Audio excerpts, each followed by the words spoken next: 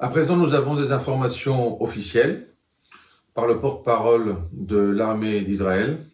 Donc on sait que l'armée d'Israël contrôle désormais tous les points névralgiques de la bande de Gaza, ce qui veut dire qu'en fait l'organisation Hamas ne peut plus gérer Gaza de la même manière. Donc il y a certainement des combats locaux, mais qui ne représentent pas la structure du réseau. Le réseau donc en fait n'a plus lieu d'être.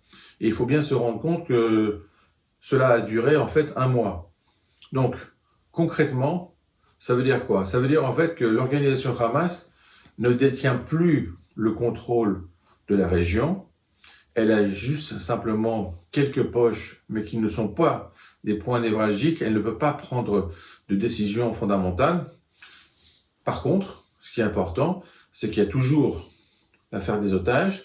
Il faut donc que l'armée d'Israël les libère, parce qu'il y a encore 239 personnes. Ce qui veut dire que le point initial et le but initial n'est pas terminé.